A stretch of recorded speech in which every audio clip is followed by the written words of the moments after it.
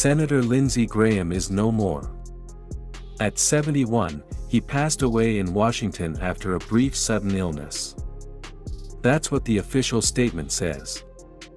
But when you look back at his politics and the scenarios surrounding his death, it is easy to connect the dots. This is a factual report, not a conspiracy theory. As Trump's closest Republican ally and a MAGA poster boy, Lindsey Graham was a war hawk who pushed an uncompromising narrative and antagonized the world's most powerful players. Russia was at the top of that list. Moscow is not in favor of leaders like Graham, and his final overseas trip was a direct provocation. Just hours before his death, Graham was in Ukraine, announcing a ruthless sanctions package designed to cripple Vladimir Putin's economy and change the military equation. Pleased to announce, as of about 30 minutes ago, we've reached agreement with the White House on a version of the Russian sanctions bill that they will support. It means it's going to become law. So when I get back to Washington, I'm going to go with Senator Blumenthal to the Republican and Democratic leader to see if we can find time to move this Russian sanctions package that would give tools to President Trump to help end this war. He didn't just antagonize enemies, he berated European allies. At the Munich Security Conference, he openly mocked Europe's security establishment, declaring their world order a complete failure and demanding they fall in line with a more aggressive stance. Your opening statement was pretty frustrating, that somehow Trump's the problem here. Really? The world order you want to hang on to, how well has that worked? Putin's invaded, what, 3 times? Nothing Europe has done in the past has deterred Putin, and quite frankly, nothing we did in the past deterred Putin. Your approach to Iran is just give it more money.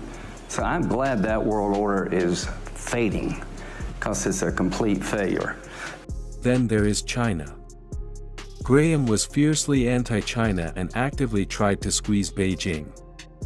He threatened secondary tariffs against the Chinese for buying cheap Russian oil, publicly challenging their standing on the global stage.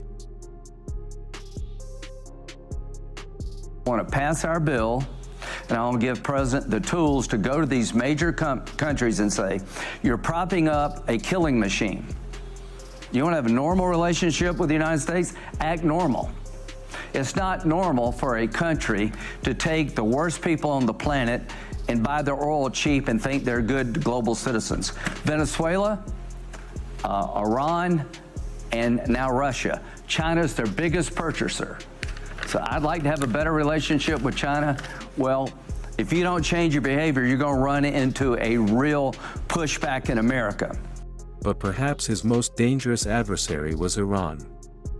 With Tehran reeling from Ayatollah Khamenei's death and vowing revenge, Graham hated the regime to the core. He became Washington's loudest voice, demanding total military regime change, flatly refusing any diplomatic off-ramp. Here's what I believe. They're the weakest they've been since 1979. It is a regime with American blood on its hand. It is a great disruptor of the region. It's a religious theocracy that if they could get a nuclear weapon, they would use it to advance their religious goals, which are 3: purify Islam, destroy the Jewish state, and come after us. Hitler wrote a book, he wanted to kill all the Jews, nobody believed him. I believe the Ayatollah and his regime, not the Iranian people, are religious fanatics, religious Nazis. Graham was a known Israel supporter, but his heavy-handed, uncompromising strategy meant he had his fair share of rub-offs with regional leadership. He demanded action on his terms, consistently pushing Trump's narrative across the globe and demanding the Middle East conform to his vision of peace through strength. If the Ayatollah is still standing, Cristiano, when this is all over, it will be a disaster of generational proportions. He stood down the West. He did it yet again. And all the people who were on the fence will slowly be rounded up and killed over the coming years in Iran.